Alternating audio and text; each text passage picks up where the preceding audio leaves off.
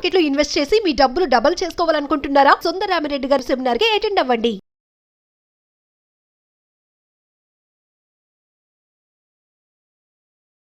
నమస్కారం సుందరరామిరెడ్డి గారు. నమస్తే సార్. అంటే కరెంట్ ట్రెండ్ ప్రకారం కనుక మనం చూసుకుంటే అండి, ఇండియన్ స్టాక్ మార్కెట్ అనేది అసలు ప్రస్తుతం ఏ విధంగా ఉంది, అంటే ఎకానమీ అసలు ఏం చెప్తుంది, అండ్ ఇక్కడ ఇన్వెస్ట్ చేయడానికి అవకాశం ఉండేలా ఉందా? ఈవెన్ బయట వాళ్ళైనా సరే, కొంతమంది ఎక్కడెక్కడో ఉండేటువంటి వాళ్ళైనా సరే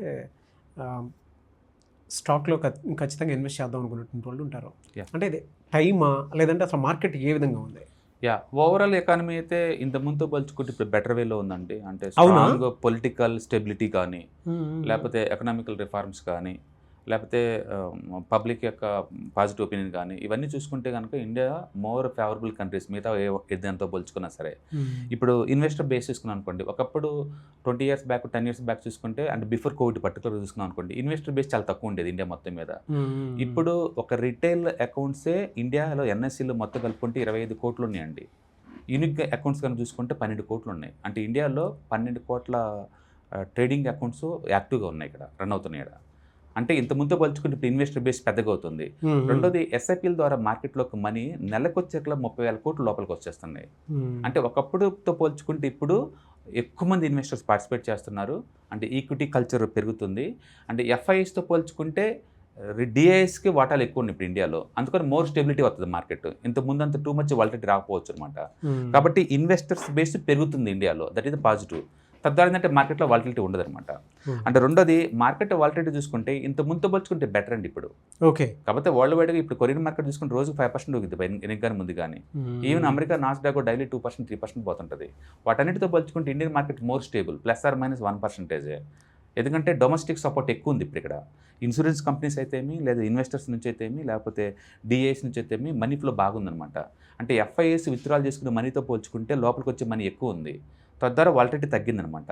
కాబట్టి ఇన్వెస్టర్స్ బేస్ పెరుగుతుంది అండ్ వాలటిలిటీ తగ్గుతుంది. కాబట్టి ఇండియన్ మార్కెట్ బాగున్నట్లు లెక్క. రెండోది లాంగ్ టర్మ్ పాయింట్ ఆఫ్లో మనం వెల్త్ క్రియేట్ చేసుకోవచ్చు తప్ప మరీ షార్ట్ టర్మ్ చూడకూడదు. 1 month 2 months 3 months ఒక వారు ఇలా చూడకూడదు. మనం చూసుకోవాల్సింది వెరీ వెరీ లాంగ్ టర్మ్. ఎంత ఎక్కువ లాంగ్ ఉంటే అంత ఎక్కువ వెల్త్ క్రియేట్ చేసుకునే ఛాన్స్ ఎక్కువ ఉంటుంది. ఇప్పుడు ఎగ్జాంపుల్ మ్యూచువల్ ఫండ్ మనం చూసుకున్నాం అనుకోండి, నేను చూసాను ఇంటర్వ్యూలో HDFC mid cap mutual fund ఇంటర్వ్యూలో, అది ఆల్మోస్ట్ 18% చొప్పున పెరుగుతుంది అది స్టార్టింగ్ నుంచి ఇప్పుడు దాకా. బట్ అన్ఫార్చునేట్లీ అప్పటి నుంచి ఇప్పుడు దాకా ఉంది కేవలం 25 members స్టార్టింగ్ నుంచి ఇప్పుడు వరకు ఉంది.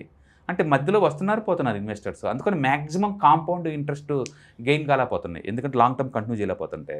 అందుకని మార్కెట్లో ఎప్పుడు వెళ్తూ కాంపౌండ్ అవ్వాలి అంటే మీరు ఎంత ఎక్కువ కాలం మార్కెట్లో ఉంటే అంత బెటర్ అనమాట. కాబట్టి తక్కువ ఈ షార్ట్ టర్మ్లో వాలటిలిటీని సీరియస్గా తీసుకోమాకండి. లాంగ్ టర్మ్ చూసుకున్నాం అనుకోండి ఇండియన్ ఎకానమీ చాలా ఫాస్ట్గా గ్రో అవుతుంది. తర్వాత ఇన్వెస్టర్స్ కూడా లేదు, చాలా మెచ్యూరిటీ అయింది. ఒకప్పుడు మార్కెట్లో రిటర్న్స్ రాలేదనుకోండి వెంటనే విత్డ్రాల్ చేసుకునేవాళ్ళు. లాస్ట్ 2 years నుంచి నిఫ్టీ 0 returns. బట్ స్టిల్ మార్కెట్లో 2 years బ్యాక్తో పోల్చుకుంటే ఎస్ఐపీలు పెరుగుతూనే ఉన్నాయి తగ్గటల్లా. అంటే ఇప్పుడున్న రిటైల్ ఇన్వెస్టర్స్ అందరూ కూడా more mature, more informed decision makers అనమాట. అందుకని మార్కెట్ మెచ్యూర్ అయింది అనడానికి ఇదే క్లాసిక్ ఎగ్జాంపుల్. కాబట్టి ఇప్పుడు మెచ్యూర్ ఇన్వెస్టర్స్ ఇంత ముందుతో పోల్చుకుంటే. అలాగే ఎకనామిక్ కండిషన్స్ కూడా చాలా బాగున్నాయి ఇంత ముందుతో పోల్చుకుంటే. గవర్నమెంట్ జిఎస్టీ కలెక్షన్స్ కానీ, లేదా ఇంపోర్ట్ ఎక్స్పోర్ట్ డేటా కానీ అన్ని బాగున్నాయి. అంటే ఎక్స్టర్నల్గా ప్రెజర్ ఉంది, ఇరాన్ యుద్ధం నుంచి కావచ్చు, లేదా ఆయిల్ నుంచి కావచ్చు, ప్రెజర్ ఉంది.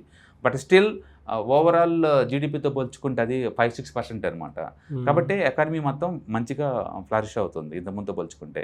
అంటే మీరు చూసారు పొలిటికల్గా ఎంత స్టెబిలిటీ కూడా ఉంది. రీసెంట్గా కాక్రోచ్ జనతా పార్టీ వాళ్ళు డిమాండ్ చేశారు, ఓవర్నైట్ గవర్నమెంట్ వాళ్ళు సరే వాళ్ళ డిమాండ్స్ ఓకే అన్నది. అండ్ ఎడ్యుకేషన్ మినిస్టర్ రిజైన్ చేసేసారు, వెంటనే కమిటీ పెట్టేశారు, అండ్ జీవో పాస్ చేశారు, అండ్ ఫాస్ట్ ట్రాక్ కోర్సులు పెట్టేశారు. ఇండియా ఇంతకుముందు ఎప్పుడు ఒక ఇష్యూ మీద ఇంత ఫాస్ట్గా రియాక్ట్ అయినట్టు హిస్టరీ లేదు. ఇప్పుడంతా 1 monthలోనే గడిచిపోతుంది. అంటే పొలిటికల్ లీడర్షిప్ కూడా వింటున్నారు, ప్రజలు చెప్పిన దాన్ని వింటున్నారు, రిఫార్మ్ చాలా ఫాస్ట్గా అవుతుంది. కాబట్టి ఇప్పుడున్న government public friendly, investor friendly government అనమాట. కాబట్టి రిఫార్మ్స్ ఇంకా ముందు వచ్చే ఛాన్స్ ఎక్కువ ఉంది. అంటే గ్లోబల్గా ఎంత పెద్ద షాక్ వచ్చినా సరే ఇండియా ఫుల్లీ డైవర్సిఫైడ్. వేరే కంట్రీ లాగా ఒక్కదాని మీద వర్క్ చేయట్లేదు. సపోజ్ కొరియన్ ఉందనుకోండి, అచ్చం చిప్ మ్యానుఫ్యాక్చరింగ్ మీద, అమెరికా ఉందనుకో టెక్నాలజీ మీద, చైనా వాళ్ళు ఉందనుకోండి కమోడిటీస్ మీద, అట్లా ఉంది. బట్ ఇండియా అలా కాదు, ఫుల్లీ డైవర్సిఫైడ్ అనమాట మిగతా వాటితో పోల్చుకుంటే. అందుకని మంది స్టేబుల్ గవర్నమెంట్లో ఉంది. అండ్ సెక్టర్స్ గ్రోత్ ఇప్పుడు లార్జ్ క్యాప్ అయితే కొంచెం స్లోగా ఉన్నాయి, ఎందుకంటే 10% జీడిపి అదే గ్రోత్ ఉంది కాబట్టి కంపెనీస్కి. బట్ స్మాల్ మిడ్ క్యాప్లో గ్రోత్ ఆల్మోస్ట్ 20% దాకా ఉంది, 20-25%. రీసెంట్ క్వార్టర్లీ రిజల్ట్ చూసుకుంటే 30% గ్రోత్ ఉంది స్మాల్ అండ్ మిడ్ క్యాప్లో. బట్ లార్జ్ క్యాప్లో మాత్రం 11% ఉందన్నమాట. కాబట్టి గ్రోత్ ఎక్కువ ఎక్కడుంది అంటే స్మాల్ మిడ్ క్యాప్లో ఎక్కువ ఉంది. బట్ లార్జ్ క్యాప్స్ అనేది స్టెబిలిటీకి అండ్ సేఫ్టీకి అవి బాగుంటాయి అనమాట. కాబట్టి లాంగ్ టర్మ్ పాయింట్ ఆఫ్లో నీకు ఏ టైప్ రిస్క్ ప్రొఫైల్ ఉంటే దాని దగ్గర తీసుకోవచ్చు. అండ్ ఏ ఇంపాక్ట్ ఉంటుందని చాలామంది భయపడుతున్నారండి. ఇండియా మొత్తం మీద ఐటీ మ్యాన్ పవర్ ఉంది 70 లక్షలు అండి. ఒకళ్ళు ఏఐ వాళ్ళ జాబ్స్ ఊడిని అనుకున్నా ఇంకా 40-50 లక్షల జాబ్స్ ఎక్కడికి పోవు. రెండోది ఇప్పుడు వాళ్ళు చూసుకుంటే జిమ్ ట్రైనర్ కానీ, క్యాబ్ డ్రైవర్స్ కానీ, లేకపోతే కార్పెంటర్స్ కానీ 20,000 నుంచి 30,000 తక్కువ ఎవరికి రావట్లేదండి. That is equivalent of the IT startup salary. Even majority మనం అన్ని ఐటీ గురించి మాట్లాడాల్సిన అవసరం లేదు. టీసీఎస్ ఇప్పుడు స్టార్టింగ్ శాలరీ ఎంత అండి? 4 lakh ఉంది.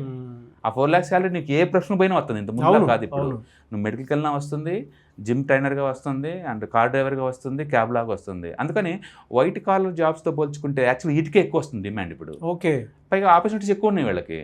అందుకని నిజంగా ఏఐ వల్ల ఇండియా టూ మచ్ డామేజ్ జరిగింది అంటే అంతేం లేదు, అంత భయపడే అంతేం లేదు. ఎందుకంటే మన ఫుల్ డైవర్సిఫైడ్ ఎకానమీ కాబట్టి. అండ్ అన్నిటికన్నా మించి సొసైటీలో ఇప్పుడు మనీ గురించి బాగా డిమాండ్ పెరిగిపోయిందండి. మనీని ఎలా హ్యాండిల్ చేయాలా, మనీని ఎలా గ్రో చేయాలా, మనీని ఎలా ప్రొటెక్ట్ చేసుకోవాలనే దాని మీద అవేర్నెస్ బాగా పెరిగింది. అందుకని ఒకప్పటితో పోల్చుకుంటే, ఒక 10 years బ్యాక్తో పోల్చుకుంటే ఇప్పుడున్న మార్కెట్ బెటర్ మెచ్యూరిటీ ఉంది. అండ్ రిటైలర్ బిహేవియర్ బాగుంది. అండ్ ఈవెన్ రిటర్న్స్ 2-3 years రాకపోయినా సరే వాళ్ళు అది ఇన్వెస్ట్మెంట్స్ కంటిన్యూ చేస్తున్నారు.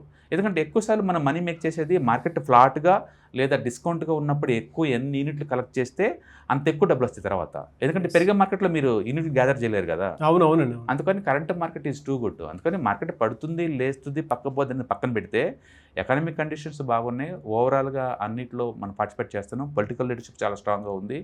అండ్ ఏ ఇన్ఫ్యాక్ట్ అనుకున్నంత ఏం ఉండదు, మనం టూ మచ్గా ఆలోచిస్తున్నాం కానీ. అండ్ ఇన్వెస్టర్ బేస్ పెరుగుతుంది రాను. ఈక్విటీ ఇన్వెస్ట్మెంట్ కల్చర్ పెరుగుతుంది. వరల్డ్ వైడ్గా అది యావరేజ్ మీద 40% ఉందండి. ఇండియాలో 12%. అందుకని మనం చూస్తున్న ఈ మ్యూచువల్ ఫండ్స్, ఈ ఇన్సూరెన్స్ పాలసీలు మొత్తం స్టార్టింగ్ స్టేజ్లో ఉన్నాయి, ఇంకా ఆక్యుపై చేయలేదన్నమాట. అందుకని ముందు రోజుల్లో మార్కెట్ ఇంకా బెటర్ వేలో పర్ఫామ్ చేసే ఛాన్స్ ఉంది.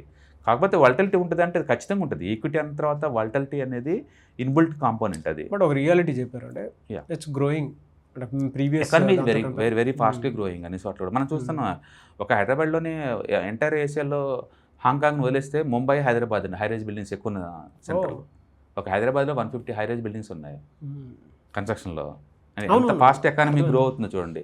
అంటే గ్లోబల్ క్యాపబిలిటీ సెంటర్స్ బీభత్సంగా వస్తున్నాయి. హైదరాబాద్లో ఈ సంవత్సరం ఆల్మోస్ట్ 95 వచ్చినాయి.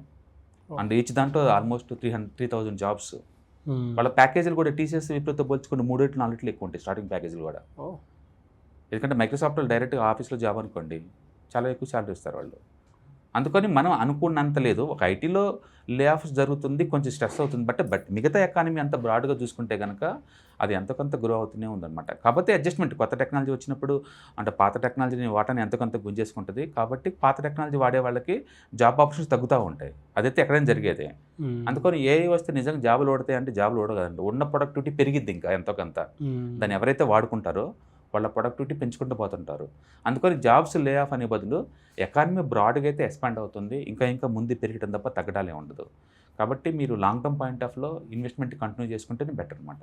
ఎందుకంటే తక్కువ రేట్లో ఎక్కువ యూనిట్లు గ్యాదర్ చేసుకోవచ్చు. ఇప్పుడు లేట్ అయ్యే కొద్ది ఏమొద్దంటే మార్కెట్ పెరగడం స్టార్ట్ అయింది అనుకోండి, అప్పుడు మన ఇన్వెస్ట్మెంట్ పెరగడం ఛాన్స్ తక్కువ అనమాట ఇప్పుడు గ్యాదర్ చేసుకుంటేనే.